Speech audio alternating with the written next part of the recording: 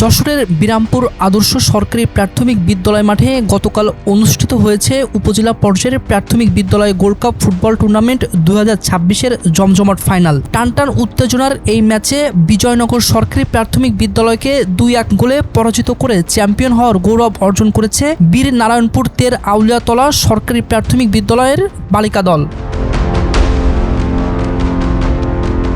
রবিবার দুপুর 2:30 খেলা শুরু হওয়ার সঙ্গে সঙ্গে মাঠ জুড়ে সৃষ্টি হয় উৎসবমুখর পরিবেশ। খেলোয়াড়দের প্রাণবন্ত অংশগ্রহণে দর্শকদের মাঝে বাড়তে থাকে উত্তেজনা ও আগ্রহ। শিক্ষক, শিক্ষার্থী, অভিভাবক সহ নানা শ্রেণী পেশার মানুষের উপস্থিতিতে পুরো মাঠ পরিণত হয় এক আনন্দঘন মিলন মেলায়। অনুষ্ঠিত এই ফাইনালে শুরু থেকেই দুই দল আক্রমণাত্মক ফুটবল উপহার দেয়। ম্যাচের প্রথমার্ধে বীর নারায়ণপুর দল গোল করে এগিয়ে যায়।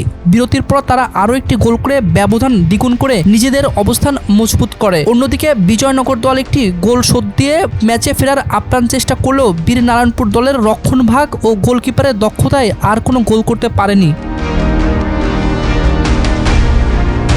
পুরো টুর্নামেন্টে অদম্য সাহস ও নৈপুণ্য দেখিয়ে ম্যাচের কেন্দ্রবিন্দুতে ছিলেন বীর নারায়ণপুরের বর্ষা ঘোষ। শারীরিক অসুস্থতা সত্ত্বেও মাঠে নেমে তিনি একাই 2টি গোল করেন। তার এই লড়াকু মানসিকতা দর্শকদের মুগ্ধ করেছে। অন্যদিকে দলের গোলরক্ষক মুনতাসিয়াতুজ্জামান একাধিক নিশ্চিত গোল প্রতিহত করে দলের জয় নিশ্চিত করেন।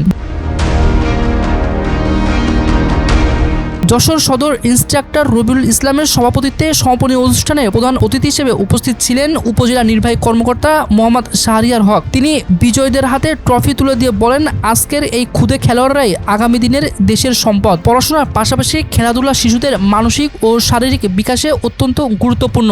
বিশেষ অতিথি হিসেবে উপস্থিত ছিলেন যশোর প্রেস ক্লাবের সভাপতি জাহিদ হাসান টুকুন, প্রাথমিক শিক্ষা অফিসার হাবিবুর রহমান এবং উপজেলা মাধ্যমিক শিক্ষা অফিসার SM সাইফুল আলম সহ আরও অনেকে। এখানে খেলা করতে আসছিল, আর ওর খেলা আমি আগে কখনো দেখিনি, কিন্তু প্রথমবার দেখার পর যেরই মনে হচ্ছে যেন আমি ওকে আজকেই ক্লাবে ভর্তি করে দিই।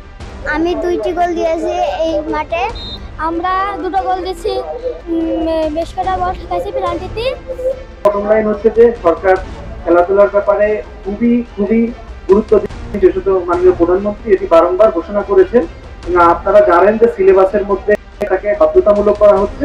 চ্যাম্পিয়ন হওয়ার পর উচ্ছ্বসিত বর্ষা ঘোষ জানাই, আমরা টুর্নামেন্টের সবকটিতে জিতেছি। অসুস্থ থাকলেও দলের জন্য সর্বোচ্চটা দিতে পেরে আমি খুব খুশি। সহকারী শিক্ষক মারুফ হোসেন এই সাফল্যকে নিয়মিত অনুশীলনের ফসল হিসেবে অভিহিত করেছেন।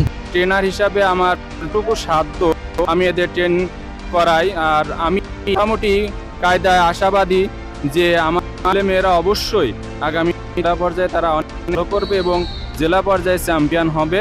পুরো আয়োজনটি অত্যন্ত সুষ্ঠু ও আনন্দঘন পরিবেশে সম্পন্ন হয়। চ্যাম্পিয়ন ও রানার্স আপ দল ছাড়া টুর্নামেন্টের সেরা খেলোয়াড়দের মাঝে বিশেষ পুরস্কার প্রদান করা হয়।